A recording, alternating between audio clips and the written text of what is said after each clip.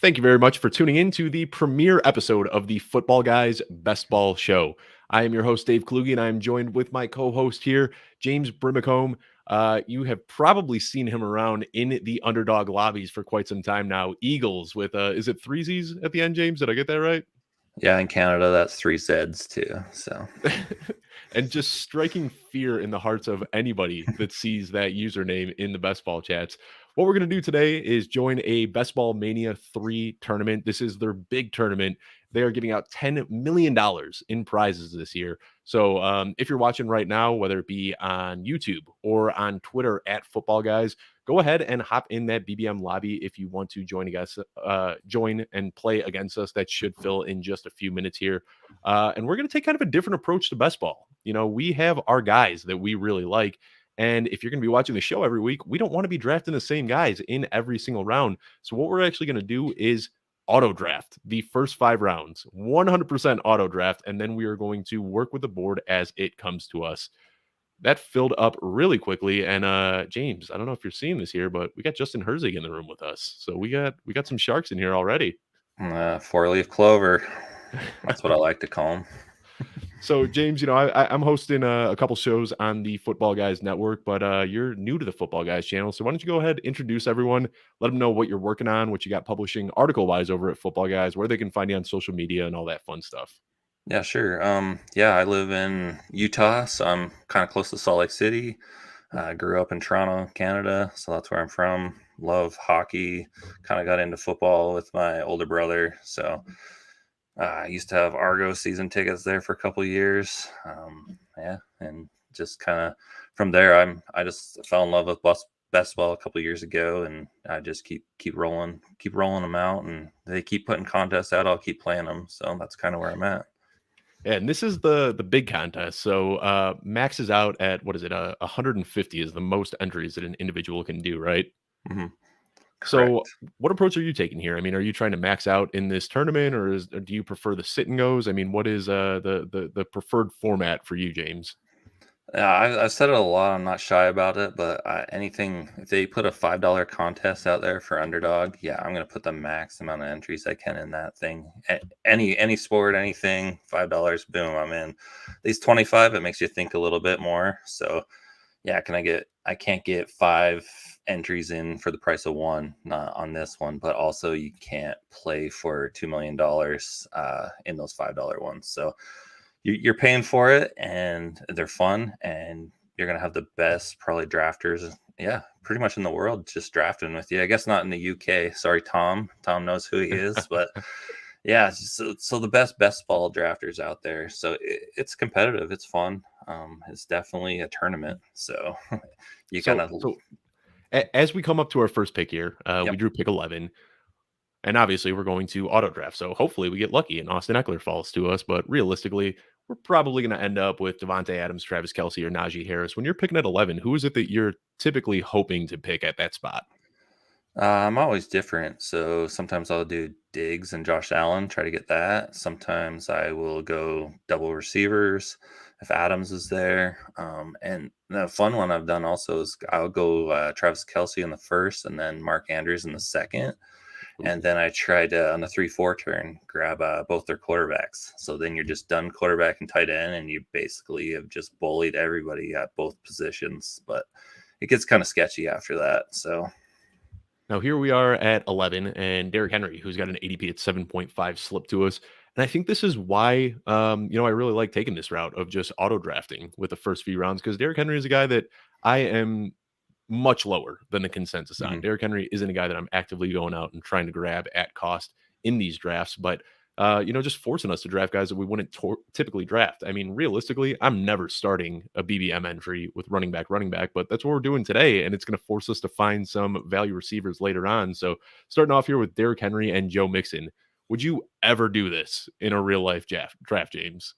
Yeah, I'm the same with you. Derrick Henry is not a guy that's part of my portfolio, really. I've just kind of been avoiding him. But if he falls to the end of the first, yeah, I'm all for this auto draft. I'm fine with that pick. Mixon, yeah, maybe I'm going Aaron Jones or go somebody else, maybe a little bit. But yeah, I don't mind Mixon either. Can't complain about both those running backs, in my opinion. And I think that's what is going to make this a little bit more fun, is just forcing us to do things that we aren't normally comfortable with. I mean, typically what I'm doing is hammering wide receivers early. I'm trying to lock in 4 or 5 receivers with my first 7 picks, and then I'll try to fill in some gaps afterwards. Now, I mean, looking at the way this works for people that aren't familiar, it's 18 rounds total. Um, Starting off running back. I mean, we might finish this roster with 10 wide receivers here. Who knows what direction it goes, and that's the fun part about this kind of strategy. And I've kind of talked about that in the past as well. I've sent a couple, like, kind of, hey, here's a daily challenge for $5 in the puppy. Try only taking running back, receiver for your first 12 picks, and it kind of makes you do some kind of weird things. But at the end, I feel like you can still construct a pretty cool looking team, a contending team, and you're getting values at different positions as well. So there's no correct way really to draft in these things, and I think that's what people miss on sometimes. They think that they have to stick to this plan, they have to only draft so many running backs, only take them in certain rounds, and you always have to stack, you always have to do this or that. So hopefully on this weekly show we can kind of show that there's many different ways to draft and many different ways to get different combos of players. So let's talk a little bit about stacking. You know, obviously there's a lot of best ball shows out there, and there's a lot of people that are basically doing this at a professional level where they're just best balling like it's their day job. Some of the people tuning into the show today on the Football Guys channel, though, might not be as familiar with best ball. So when you say stacking, what do you mean by that? And what are the benefits of stacking? Probably most people are new to it. Maybe they play DFS as well. So when you play DFS, you're trying to beat those big tournaments. Best ball is kind of in a similar range as that, especially with these tournaments where you're looking more for a stack. Would be, you want a certain offense, you take a receiver, you want that quarterback, and when the quarterback throws a touchdown, you're hoping it's that receiver going to get them. So you're hoping at the end of the year, when you're in those big playoff rounds, that you're having that Joe Burrow and Jamar Chase blow up games to win you all the money. So you're trying to correlate both of those kind of players. So Now, you alluded to that a little bit earlier when you were talking about, you know, at the end of the first, you like to take Stephon Diggs, knowing that you can hopefully get Josh Allen in the third round. And, you know, it just really opens up your ceiling to be so much higher because you're basically doubling the points that you're getting every single time Stephon Diggs catches a touchdown. So a lot of people are fanatics when it comes to stacking, and they want to make sure that, you know, they don't have a single, they call them naked QBs on their rosters, that they're not drafting a quarterback unless they've got 1 or 2 pass catchers from that same team. Something that I don't weigh quite as heavily, but there still is importance into stacking, and we'll see if we can pull some of that out. Now, you've got your early round stacks that are really tough to get, and that's, you know, your Mark Andrews and your Lamar Jackson, your Stephon Diggs and your Josh Allen and some of those. But James, you and I have talked about this kind of at length. I think you and I both are a sucker for the budget stack. You know, the Davis Mills, Nico Collins in the final 2 rounds, the Justin Fields and Darnell Mooney that you can get a little bit later. What are some stacks in the later rounds that you've really been looking at this season?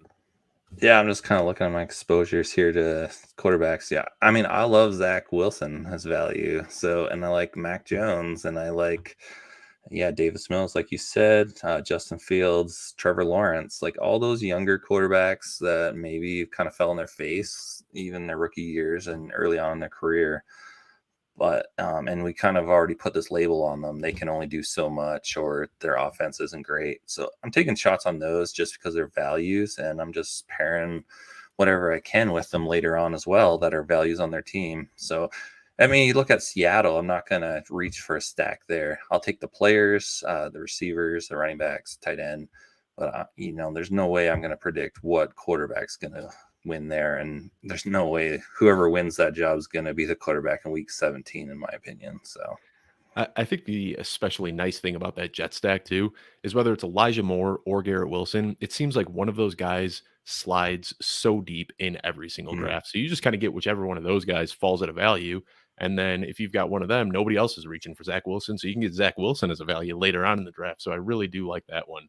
Now looking Yeah, at the board right Corey here. Davis is there too. So yeah, the Jets keep going on and on. The running backs are both great Yep. too. So don't Yep. forget about running backs. And we'll see. I mean, Brees Hall right now is a guy who's been climbing up draft boards, but I've been building hero running back builds around Brees Hall. Now, this is exactly what I was hoping for here. I wanted one of these two in the third round. We're between Mhm. Michael Pittman and Kyle Pitts. I'm taking Michael Pittman here every day out of the week. So if that's who we're auto drafting at this point, I am more than happy to build a team around Michael Pittman as a wide receiver one. How are you feeling about Pittman? He seemed like he was a great value a couple months ago. Now he's consistently getting drafted in the third round. Do you think we're overdrafting him, or do you think that he gets still return value at that ADP? I think thing with Pittman, we're hearing Matt Ryan's looking amazing right now. Everyone's praising Matt Ryan, so I think tied to that, and we saw the Colts last year. They're a good team. Just they were just missing one piece, right? So maybe Matt Ryan's the guy that takes them. And Pittman broke out last year, and why can't he break out even more so this year? So I think he's a great third round upside pick. And I think both of these receivers that we got here, Michael Pittman Mhm. and Cortland Sutton, both pretty polarizing guys. And early on in the offseason back in March and April when I was doing drafts, they were two of my favorite targets. But now with them going at the 3-4 turn, I mean, we know what their ceiling is. These guys can put up wide receiver one potential easily with new quarterbacks, new situations, but there is a lot of uncertainty there as well. So, I mean, it seems like the question everybody had a couple months ago is Cortland Sutton or Jerry Judy. And when you look at where they're getting drafted now, it seems like people are starting to come around to Sutton being the wide receiver one based on the reports that we're hearing out of camp and knowing that, Russell Wilson has this penchant for a deep ball. So is Cortland Sutton the guy that you are preferring in the Denver offense? Yeah, I'm not going to put a label on any, like, I only want this player on this offense. So I'm going to pick them all. I'm going to, if he falls, yeah, the fourth round, I think that's fine. I'd rather have him in the fifth round, but that's not happening anymore. So I also like Judy. I'm fine with taking him. And I also like Tim Patrick, and I like their tight end, and I like their running back. So if I don't get one, yeah, I'm just going to look for the next one and build around that. So I don't. I would say, yeah, probably Sutton is the guy. That's everything I'm reading, everything I'm hearing. Everyone thinks he is kind of in line for that role. So as their top guy. So we got our next pick comes up in about 15 picks, and we'll kind of talk through this because we're going to do one more auto pick, and then we are going to start filling in some spots from there. But before I do that, if anybody's watching right now, I just want to make sure that you sign up for Underdog Fantasy today if you have not already. This year, they have upped their prize pool in the Best Ball Mania contest, which we are currently drafting in right now, to $10 million. In addition to their best ball tournaments, they've got the sit and go best ball drafts with entry costs as low as $3. I have a ton of fun with those $3 drafts. I think I'm sitting in about 25 different slow drafts right now. We all know the best part about fantasy football is drafting, and at Underdog, that's all you have to do. In their best ball scoring format, you draft your team, and that's it. Underdog will score your optimal lineup for you every single week in the regular season. And in addition to these best ball leagues, you can play Underdog's pick'em games for NFL, NBA, MLB, NHL, PGA, and even more. You can select over-unders. You can play in their rivals for tonight's matchups, and you can win up to 20 times your money on a single night. The tricky thing with Underdog is there are some regional restrictions, but check it out right now. Download it today with promo code Footballguys. You can get a 100% deposit match up to $100 on your first deposit. So definitely be sure to check that out. Now we're getting a little bit closer to our pick, about 11 picks out. If any of these quarterbacks, well, we're auto picking, so I guess it doesn't really matter right now. But are these quarterbacks? I feel like I've been off Patrick Mahomes and Justin Herbert where they're getting drafted with this kind of mid fourth round ADP. Obviously, they're going there because of these stacks with Kelsey and Mike Williams and Keenan Allen. But how do you feel about these quarterbacks this year? I kind of see this as the quarterback dead zone. I'd rather wait for the next tier of quarterbacks: Lamar Jackson, Kyler Murray, Jalen Hurts, that have that rushing upside. Yeah, I kind of have actually Lamar Jackson up there in my rankings with those other two. I kind of like Herbert a little more in Mahomes this year. But yeah, it's hard to reach on them. Fifth round, I think if you already have their star players, you got to take them, right? So if you already had Kelsey, you're taking Mahomes. If you already have Mike Williams, you're taking Herbert. I think Lamar is just like, he's just a league winner. He's always been a league winner every year he's in the league. So I'm gonna take him, especially, yeah, fifth. Sometimes he'll go in the sixth round too. Like, people just don't want quarterbacks. So I think He's kind of the guy I would target just at a round discount on the other guys. Kyler Murray, even more so. Like, he's great. Hurts as well. Like, we talked about stacking, and I think all these quarterbacks, even if they're not a rushing quarterback, and I would bring up Herbert and that, and Mahomes, and even Aaron Rodgers, like those guys are still going to be fine on your team if you don't stack them with someone. They're Yep. gonna give you huge points. So I kind of like the top end quarterbacks this year, but I also like the value ones. So it kind of depends how our draft goes and what And direction we'll there go. goes Herzig with the sharp pick right there, taking Lamar Jackson. So we cannot get him.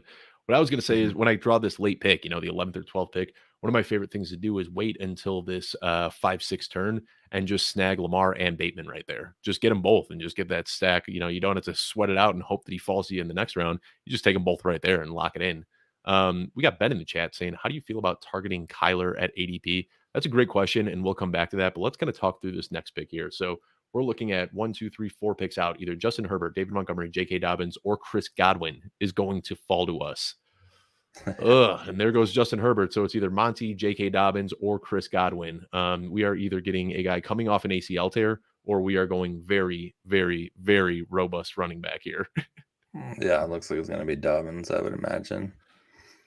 Yeah, we'll see. But looking at this next pick, then, anybody specific that jumps out to you? I mean, I really like Jalen Hurts, but without any other Eagles, is that somebody that you want to take? I think there's a pretty significant fall off there Uh, after How Jalen do you? Hurts as I far as mean, quarterbacks. Devontae Smith's right there. Are you crazy? Like Goddard's there. Like you can stack Hurts with anybody, and even if you don't stack him, he has the legs, and he's the kind of guy you want to bet on. Just I don't know if you're spending that much on a quarterback. He has the rushing and he has the weapons. So if the stacks don't fall to you, you're still fine with them. So And that's how definitely the I same feel with like. Lamar and Kyler. Like those Yep. are I would put them in the same boat.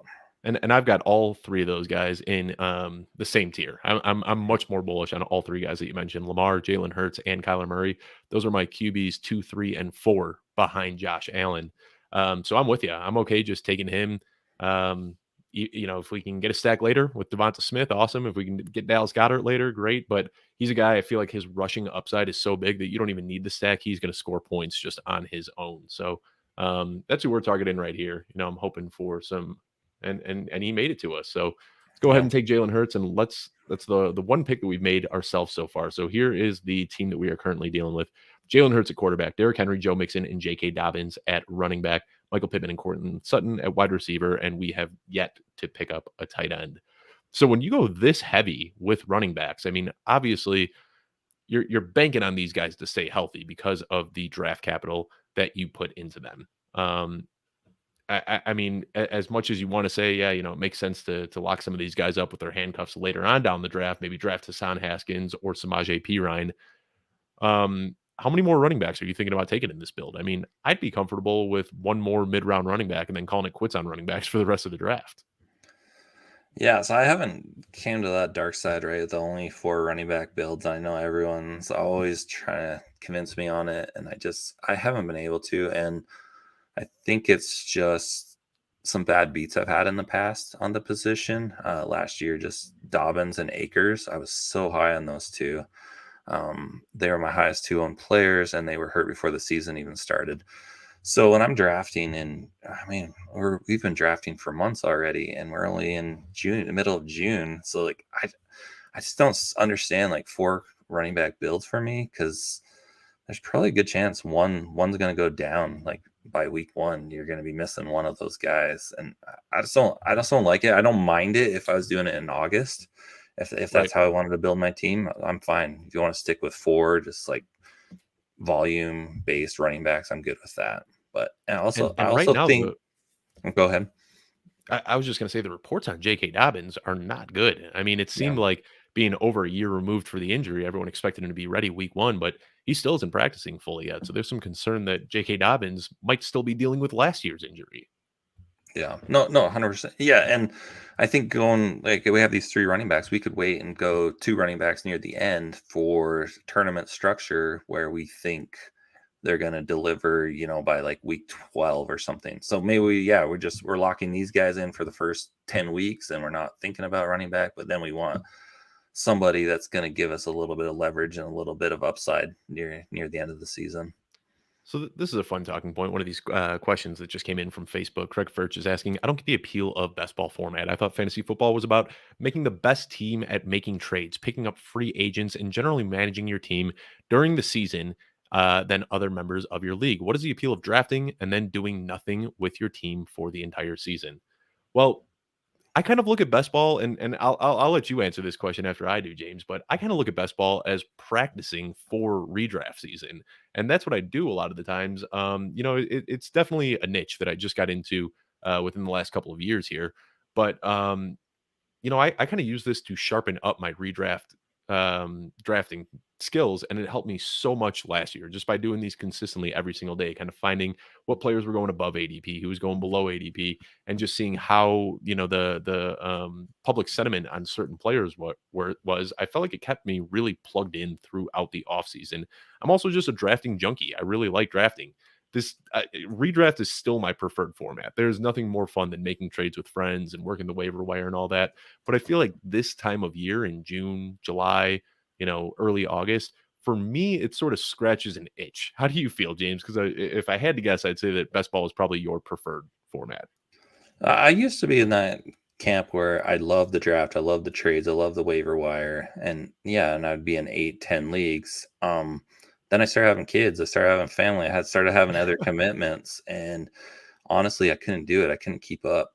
The waiver wires every week. It's just like you have to almost add it to your calendar to trades. I'm getting tons of trade offers. I can't respond. Then people are getting mad at me.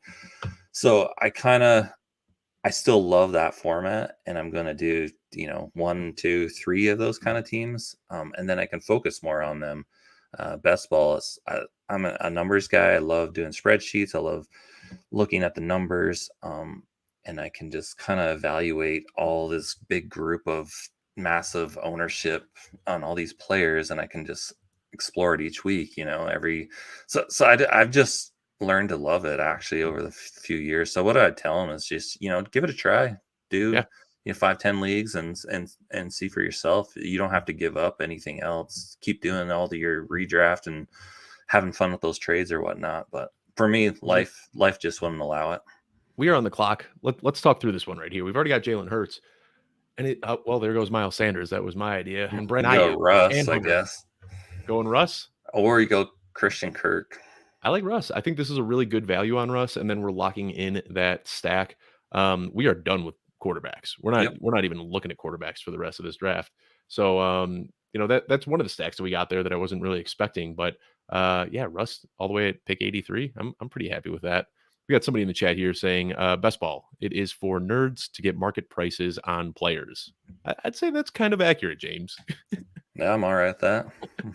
I So we think got we're all one more nerds pick here. playing fantasy football. Now, my guy this offseason has been Alan Lazard. Is this a little bit too early for him at 86, knowing that his ADP is 92, or is there somebody else here that really jumps out to you? Alan Lazard and Kadarius Toney are two guys that I just consistently see myself reaching for. When I look at Sky Moore, Christian Kirk, Tyler Lockett, the other receivers in this range, I don't think any of them have the ceilings that Kadarius Toney and Alan Lazard do. Yeah, I'm fine with Lazard. I think Christian Kirk's right there as well too, though. So I'm kind of banking on him a little bit this year. He's one of my higher owned, but I like Lazard. I can see all the reports coming in throughout the next couple months, and he's going to rise a couple rounds. Yeah, and that's one of my reasons for trying to lock him in. And you and I talk about this a lot, trying to get ahead of the curve. And there's nothing better than when you're drafting a guy in the 10th, 11th, 12th round consistently, and then some time goes by and all of a sudden he's got a 7th round ADP and you lock that in early. And I was able to do that last year with some guys. I've done it a little bit this year. And Alan Lazard just a few months ago was consistently getting drafted in the 120s, 130s. And now here he is going in the 80s and 90s. So that's another fun part of best ball, is trying to project how the offseason is going to work out and get ahead of trends and get those big values on players. Yeah, no, it's definitely that's the fun part of it, right? And you're going to be wrong a lot of times too, but you just try to be right 6 out of 10 times. Now, have you used the tool that Dan Hindery built? He did last year, where you can plug your exposure into there, and it's really cool. It shows you what the average ADP was that you drafted guys at, and it gives you some really cool data to look back at.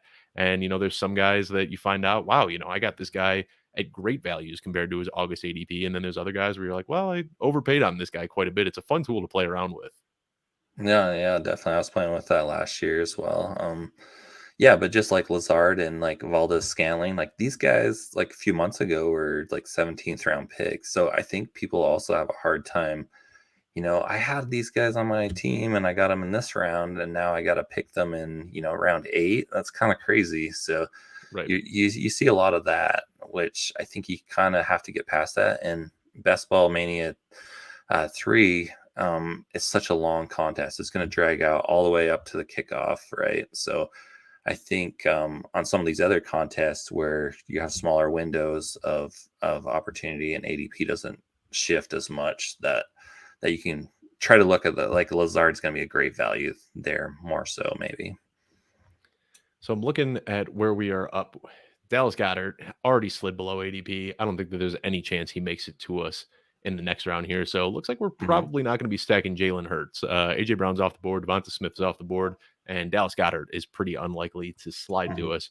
So when you're looking at what our build currently is, where we've already got 2 quarterbacks locked in, we've got 3 very highly touted running backs, and then we're pretty weak on wide receiver and no tight ends at all. Will you ever kind of pre-plan knowing that, we got to pick in 10 picks and I am taking a wide receiver or tight end no matter what? Or do you always wait to see who's available and try to accrue some value? With this build we have going right now, I want to focus on receiver. Just we have nice receivers, but they're Yeah. younger. There's still some like unknowns, right? So then those are the kind of guys you want though. They're the kind of guys that can break out. So I'm going to be looking at receiver here for probably back-to-back picks. Tight Yeah. end, like yeah, if Goddard's there, you want to grab him, that's fine.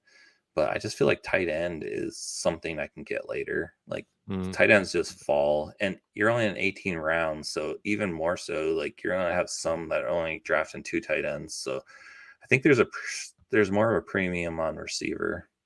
Yeah.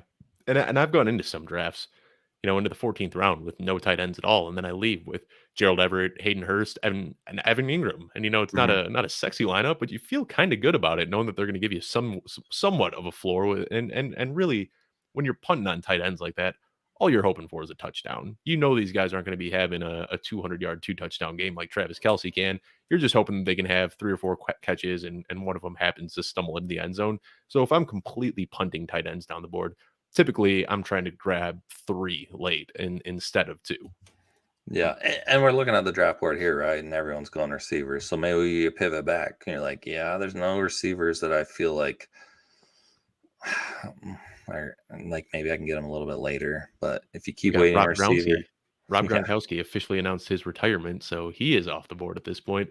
But, yeah, I mean, as weak as we are at receiver, and that's what I wanted, Zach Ertz is a guy, tight end 4 last season from the time that he joined the, Arizona Cardinals through the end of the season.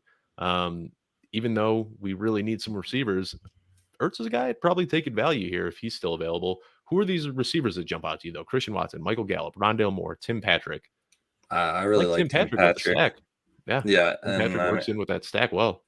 you kind of have to overpay for him right now, right? Ninth, 10th round. But I really like Patrick. I feel like we only talk about Sutton and Judy, but I feel like he is a guy that we should be talking about more.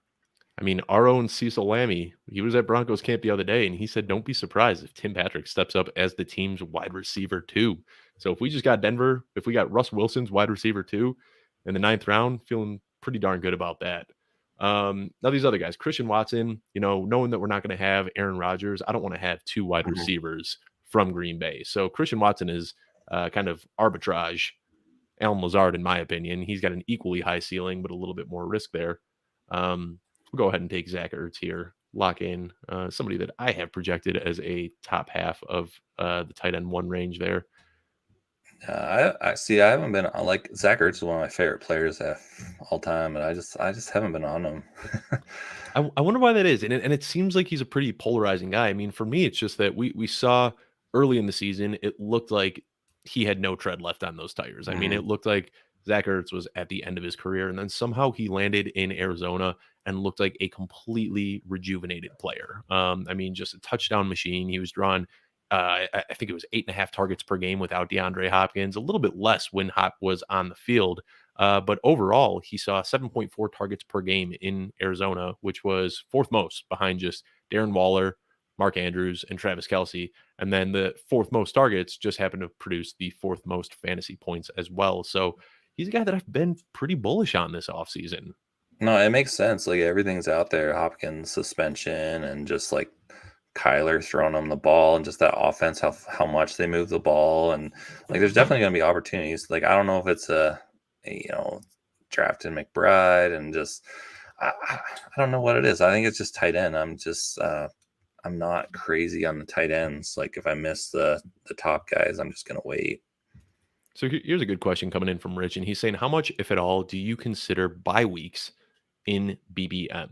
That's a good question. I've got my answer, but I'll let you take this one, James. Yeah, I don't. I used to when I first started playing best ball, but I've kind of backed down from that, and now it almost helps you get better correlated players. Like you're going to get more unique builds. Like if you take two running backs with the week 9 bye, and there's a lot of them out there, that's going to be better. But in the past, maybe I would only do that one week 9 bye, and then I'd take like a different running back down my rankings, so I didn't have both. But I don't think it matters quite as much anymore. Now, did you see Davis Maddock tweeted out a meme recently that I thought was hilarious? And it's like, when you first get into best ball, it's all about stacking everybody. Or when you first get into best ball, it's all about just drafting value. And then you get to this point where it's about stacks and correlations and bye weeks and all this. And then eventually you just fall back down the bell curve where you're just like, just draft good players. And I feel like you and I are both kind of in there. It doesn't hurt to get a stack, but I'm not going to completely, break ADP to lock in a stack. If they fall to me, cool, but it's not something that I'm going completely out of my way to try to attack. Yeah, no, I agree with that. And yeah, I think there's just a lot of ways to build, and there's a lot of players that could potentially fall to you down the line. And maybe we reached on Tim Patrick, or Russ Wilson. Like we kind of forced that stack in there. So like it's still in the back of your mind, no matter what you're thinking. Right. That it's like, oh, what quarterback do I have? Or what receivers do I have that I can tie a quarterback to? So you're always going to be thinking that. So at this point, I think we've got to go wide receiver still. I mean, we have made it in the 11th round, and we still only have 4 receivers, with the first one going in the 3rd round. Who jumps out to you specifically here? Devontae Parker, Jacoby Myers, anybody here that's really piquing your interest? Van Jefferson, KJ Osborne, they're favorites of mine. So yeah, and KJ Osborne is a guy that I have been all over this offseason as well. So let's cross our fingers in hopes that he drops to us in the 12th with a new offense. I'm drawing a blank right now, but I forget who pointed it out. But this head coach ran more 3 wide receiver sets than any other coach. So, I mean, KJ Osborne is a guy who's kind of really struggled to get on the field last year, but should get much more opportunity this year. Adam Thielen is now, 32 years old? So yeah, there's a he's going to go right here. Guy just took Cousins. He's taking him. Oh, no. So let's say if Osborne gets, I mean, I'm not too crazy about Devontae Parker. Yeah, not too crazy about Jacoby Myers.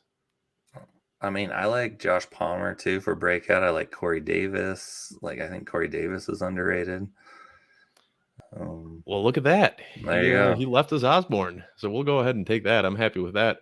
So now all of a sudden, it's not the sexiest looking wide receiver group, but we got a decent looking core here. Michael Pittman, Courtland Sutton, Allen Lazard, Tim Patrick, Van Jefferson, KJ Osborne. A lot of speculative picks. We don't have anybody that's locked in as, I feel really good about that guy. But I mean, this wide receiver core is just pure upside here. Yeah, well, I think that's what you want in best ball. You don't want. So we always post these screenshots, right? We want to see what looks good on paper, but by the end of the year, you want what doesn't look good on paper. So something like that, yeah, speculative, like all these guys, like we can tell a story about them. So I kind of like it. That's kind of the players I want to draft more than I could tell a story. So now, even though we started really, really heavy with the 3 running backs right off the bat, suddenly we've got a pretty balanced roster. Now, with this next pick, I don't think we have any definitive need that we really need to attack here. So still 17 picks out. Who are you hoping would fall to us with this next pick in the late 13th? Yeah, on that list, what do we got? Ronald Jones at the top. I mean, I'd be Ronald. fine with him or Henderson or Hines, like any three of those, just as my kind of fourth running back. And then I like this bunch right here with Jones, Hines, and Henderson. Mhm. Sometimes I'll punt a little bit further down the field, down the board, and I really like Kenneth Gainwell, Yeah, especially where we're sitting right now Gainwell. with Jalen Hurts. Oh, there you go. Yeah. Try not to show my my Bears bias here, but Khalil Herbert is another guy that I think is just wildly undervalued right now. I don't think that David Montgomery is going to come out as the bell cow that people expect him to be. Last year under Matt Nagy, we saw it clearly be David Montgomery's backfield, and then Herbert stepped in when Montgomery was hurt and crushed in that opportunity. But now with Eberflus stepping in, I'm expecting it to be a little bit more of a balanced 1-2 punch. I think Herbert, what I've been calling him is budget AJ Dillon, where he's a guy that can kind of have some standalone weekly value, still have huge upside if something were to happen to David Montgomery. So he's been one of my favorite targets as well. Let's take a look at wide receivers and see who's available here. If anybody's jumping out to you specifically, DJ Chark, I like the profile, the size, the speed, and all that, but being the possible fourth or fifth pass catcher in Detroit isn't something that gets me too excited. Yeah, I haven't been really on Shark. I mean, if he falls like 20 picks past ADP, then I'll sneak him on my team. But yeah, he's not a guy that I'm kind of clicking on. This is the area of wide receivers that I am not too crazy about. I know you said sell me on Corey Davis because I've heard you say his name a few times in conversations that we've had. Sell me on Corey Davis because I'm not seeing it. I mean, he's just what was he, a fifth overall pick? He's just NCAA leading receiver all time. well, and then I don't know. They're gonna have these. They're gonna have the Wilson now in there, and things are just gonna open up. He doesn't have to be like he's always been the guy. You have to be the wide receiver one on your team. Like now he has to be the wide receiver three. Like best ball, that is great. Like Van And, Jefferson, KJ Osborne, Corey Davis, like that. Why not? and we saw his best season when he was playing as the number 2 behind AJ Brown. They Mhm. drafted Corey Davis to be the guy, and he was, all intents and purposes, a bust early in his career. And then all of a sudden, AJ Brown showed up, took the pressure off Corey Davis, and Corey Davis had a career year before going to New York. So I could see that, but we got sniped, and we will not be getting him. So No, that's my fine. target right now, the guy that I'd really like is Kenneth Gainwell, just so we've got something to go along with Jalen Hurts here. Um, I'd click on Herbert too. He is Herbert and Gainwell are two of my highest owned running backs. Actually, my two highest owned running backs Love that. out of all my drafting. So I And think then Herbert's really underrated. Like 162 ADP, he should be like 120 ADP. I agree. Yeah, I mean, I don't understand why he isn't in that same tier as Alexander Madison. That's where I've got him ranked. A very high end handcuff in the 120s. Daryl Williams is another guy who, as soon as he got traded to Arizona, at the time his ADP was in the 200s, and then it creeped into like the 180s. And I was drafting Daryl Williams in the 180s every single chance I got. And now here he is with an ADP of 157. Do you think he's still a good bargain there, or how are you feeling about Daryl Williams with this cost? Do you know how much money they gave him? Like I'm not even top of my head. I can't remember. And I know it's Not a like lot at all. yeah, It was a small contract. yeah. I think he's just like a bet. Like let's see if Ingram's anything. Eno's the reports on Eno are good, and I mean Connor's just the guy. So it's like I see it as like Connor and three guys, and I think Williams is kind of over being overdrafted right now at ADP, in my opinion. But No, I also, think the main thing that I'm hoping for, and I don't want to say hoping because that has a negative connotation to it, but James Conner isn't a guy who has historically stayed healthy. And I think that Daryl Williams will step into that backup role that we have just seen. Kenyon Drake, Chase Edmonds, it doesn't matter who it is, James Conner, whoever it is, smashes in that role in Arizona. By the way, you got to talked go about, Herbert here. We need yeah, one Bears. There you go. yeah. And then we All can right. be done at running back. We are Take completely done at running back. We're one more tight completely done at end, and quarterback. then let's just take some flyers at receiver. So any tight ends jumping out to you here? I like waiting a little bit. I don't know what it is. Evan Ingram and Hayden Hurst. I love leaving my drafts with one of these two guys. Hayden Hurst uh hasn't done much over the last few seasons, but now in Cincinnati with Joe Burrow, where we saw CJ Uzuma just having some smash games as a tight end there. I think that Hayden Hurst should be able to replicate that. But that's another guy who I was really on getting as my 18th round, final dart throw of the draft, and now he's creeping up a little bit with an ADP of 181. I don't know if I want to keep drafting him there. Who are the tight ends that jump out to you here? I like all of them. Like this is the range where I'm probably not even taking them in the 14th round or 15th, and maybe I wait to the 16th and see who falls. Like guys, I'm not taking. I'm not taking Logan Thomas. I'm not taking Yep. Taysom Hill. Yep. See, now you have Braid in If the I'm waiting to the mix. last round, I'm going Brevin Jordan and Cameron Brate, which Yeah, Cameron Brate, I mean, let's Cam. just throw him up in the queue so we don't forget about him. I mean, suddenly Cameron Brate has a ton of value with Gronk retiring, right? I would think that he's probably a 14th round pick right now. Braid. So do we want to pull the trigger on Brate here? Do you think that we wait and hope that he comes back to us? Because we've got the I mean, we're still a ways out here, 14 picks out. If Brate's there, do we take him immediately? Or do you think we could wait a little bit longer? Like I still like Najoku just as good, or Fan just as good. So I don't know. I mean, maybe you risk it. And then receivers, who do we got? Receivers, like talk about I mean, we speculative. just keep going. We just keep building on that Denver stack and throwing some KJ Hamler if he drops to us. Then we'd have Wait, Russell Wilson, question for the Cortland Sutton. chat: who do the Broncos play Week 17? We got to get the other team. Just kidding. I didn't see that one. I I'm get just it. making I that get it. up. I get it, James. All right. Yeah. I mean, I don't know who they're playing. I thought about pulling up the Week 17 schedule, and I mean, I feel like if you're just putting all of your chips in Week 17, um, you're going to have a pretty tough time just getting to Week 17. You need the Mhm. value in the big players to get to there in general. And me, I don't want to talk about it too much here, but I feel like we're just, we saw what Liam, last year's winner, did, where he had that strong Week 17 correlation. Um, and I feel like now, because of that, people might be trying to reverse engineer what he did that worked so well last year. And I haven't gone back and looked at the data in previous seasons, but has there always been a strong Week 17 correlation in the winning builds, or was that just last year's? Yeah, I haven't really looked at that in depth. I'm always about like, how do I get to the finals?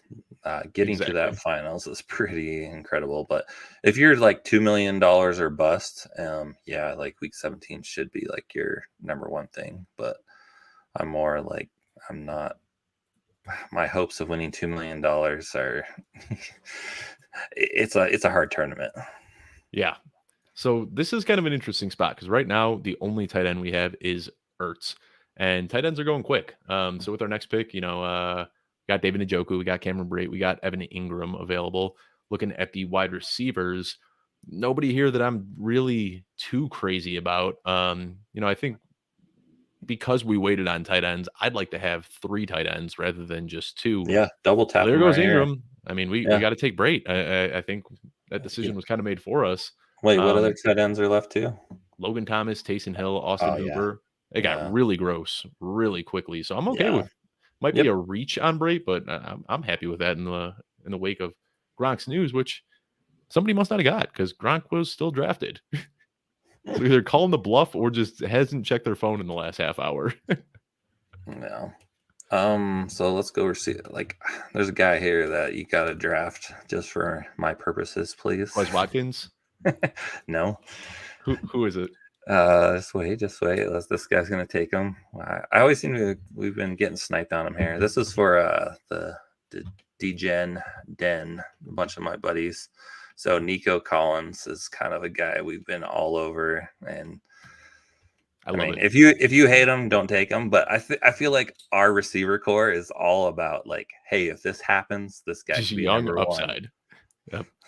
And Nico Collins is a guy I have crazy exposure to.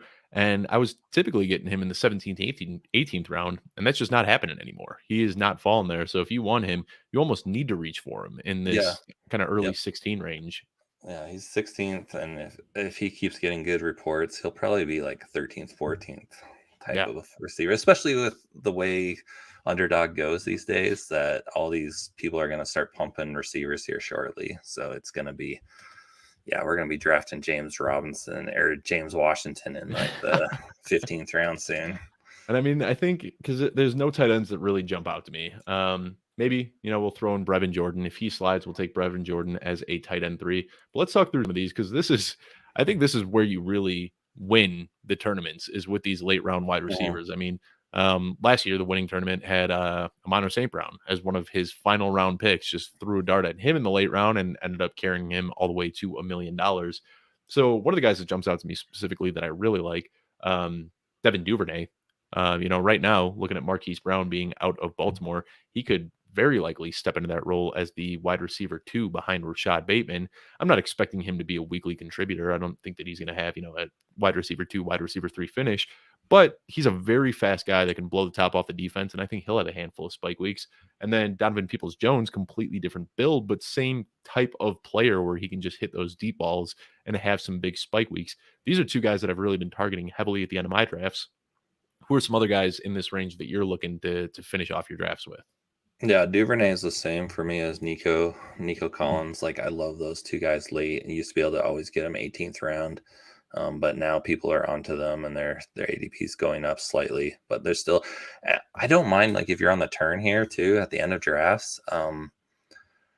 You could do it with Nico and Menchie, like take both of them together. You can do it with who else is there? Your Peoples-Jones and Bell. You can do it with so there was another name. Go back to the receivers real quick.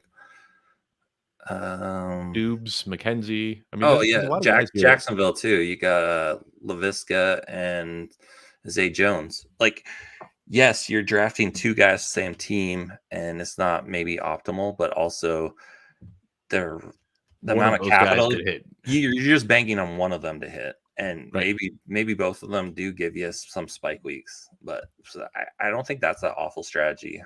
And we were talking about that earlier with Alan Lazard, and then looking at Christian Watson, a round or two later. Both of them are kind of coin flips, but I think the common sense tells you one of those guys is going to step up and have a really big season. So why not draft both and hope that one of the two hits, or they can alternate big weeks, however it may go. I'm really hoping. I mean, Devin Duvernay and Donovan Peoples-Jones have been my two main last round picks. Let's talk through some of these other guys though. Odell Beckham, he's a guy that I just haven't had any interest in. 30 years old, coming off a torn ACL, possibly mulling over retirement. He's not a guy that I'm really too crazy about. Paris Campbell is a guy I've been banging the drum for since he came into the league, and I mean, the guy's just burned me year after year after year with injuries. So I know you said Laviska Shenault.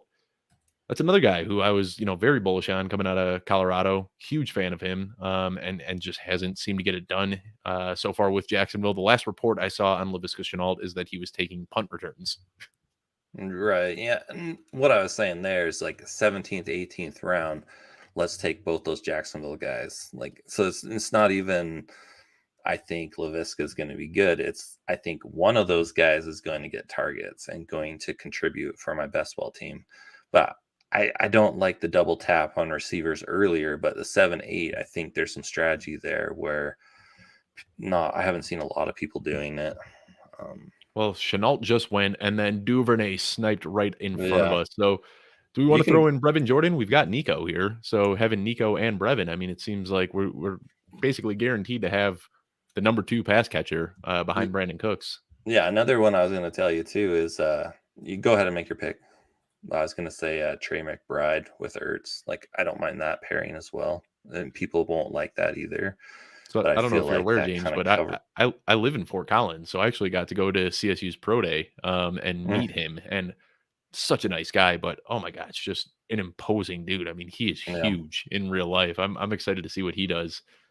So we got one pick left here. I mean, I think because we've already got 3 tight ends, going 3 QBs would be a little bit rich, but having Brevin Jordan, having Nico Collins, and then Davis Mills. I mean, why is this guy consistently dropping into the 18th round? I can't really figure it out. I mean, he's guaranteed to start. He was good last year. He's expected to take a step forward this year. He's got some weapons around him. They're going to be playing in garbage time. I mean, had we not had the premium draft capital on these 2 quarterbacks, I'd love to grab Mills here.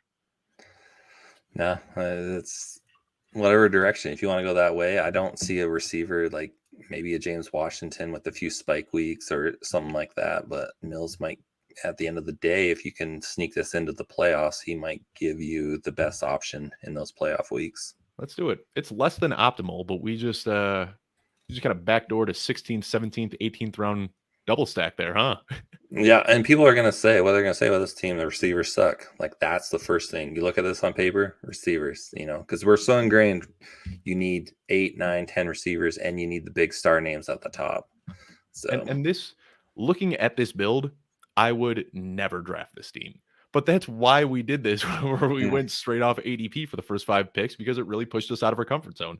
I don't have a single team where I've got Derrick Henry, Joe Mixon, and yeah. J.K. Dobbins. I also typically don't wait this far to get my wide receiver 1 and wide receiver 2, but overall, I'm kinda happy with how this team shook out. I mean, the strength here is at running back, and we're hoping that those guys can stay healthy. And then, really, I mean, Pittman and Sutton, I think they should have a pretty reliable weekly floor. And then we just need one more guy to hit. Allen Lazard, Tim Patrick, Van Jefferson, KJ Osborne, Nico Collins. We got a lot of upside built into that receiver room. No, I agree. And I feel like we kind of dug ourselves in that wide receiver hole and there was no way really to get around it. Like we could have took 10 receivers, but you're going to take probably 3 or 4 receivers that just are going to get zeros, So we kind of just had to adjust. And I feel like we did the best we could everywhere else. I think we're pretty set on the other positions. And now we just hope our receivers, you hope Pittman goes off. You hope Sutton is the guy that everyone's saying he is. We're hoping, Hoping we're for the betting same on, with Lazard. yeah, betting on Lazard, and then the other guys were just hoping for spike weeks, and maybe one of them breaks out because of injury or whatever. So And then, even with the strength here being Derrick Henry, Joe Mixon, and J.K. Dobbins, Kenny Gainwell and Khalil Herbert, like you said, those are your 2 most rostered guys. mhm. They're 2 of my most rostered guys as well. I think that they, like you said, should be getting drafted in the 120s. Just fantastic values where we got both of those guys at. Khalil Herbert, just with his expected workload, and then Kenneth Gainwell with his expected work in the passing game. Those guys could be pretty nice as well and really end up surprising us. So, definitely a weird team. Not something that I'm used to drafting, but I don't hate the way this one turned out at all. Now we're just shooting for that top 2 to sneak in, and then we're gonna do some damage, right? Let's do it. Well, anyway, want to thank everybody that tuned in today. This was a ton of fun. We got Joey Wright in the chat, congratulating us on the first show. Ryan saying thanks, guys. That was fantastic. Thank you so much for tuning in. We will be bringing the show to you every single Tuesday at 3 p.m. Eastern. What we did today was a best ball mania draft. But we're going to change up some things. In addition to doing best ball mania drafts, we're also going to do sit and goes and showing how you don't really have to care about week 17 correlations. Stacks aren't as important. You just really want to accrue value in those sit and goes and build up a team. We're going to do some 3-man and 6-man drafts and kind of show some different strategies there. We'll talk once we get to the 3-man show. I don't know if you do a lot of those, but I've had some fun with some very unique builds. I did one yesterday where I walked out with Travis Kelce, Kyle Pitts, and Darren Waller as my tight ends, just trying to completely monopolize that position. So we'll have some fun on this show, but tune in next week and we will show you what it looks like to do a 12-man sit and go. Before we log off, just want to remind you to subscribe at YouTube or youtube.com/football guys if you haven't already, so you can catch all of these shows. Also want to remind you to sign up at underdogfantasy.com, or you can download the app Underdog Fantasy. And if you use promo code Football Guys, you will get a 100% deposit match up to $100 on your initial deposit. I'm Dave Kluge, and you can find me on Twitter at Dave Kluge. James, before we sign off, let everyone know where they can find your best ball report, when that comes out, and where you're at on social media. Yeah, just at James Brimacombe on Twitter. I post a lot of stuff on there. I like to share whatever I can. I'm always trying to engage and give any information I'm seeing. I'll share with everyone. I do the best ball report, look at ADPs, fallers, and risers and fallers each week, and that's every Monday. Usually every Monday morning, you should be able to wake up and see that one. So that's where I'm at this summer. And I'll be in the lobbies. Underdog is my friend. So I'll be there. We will see you guys out there, and we will see you next week. Thanks for tuning in.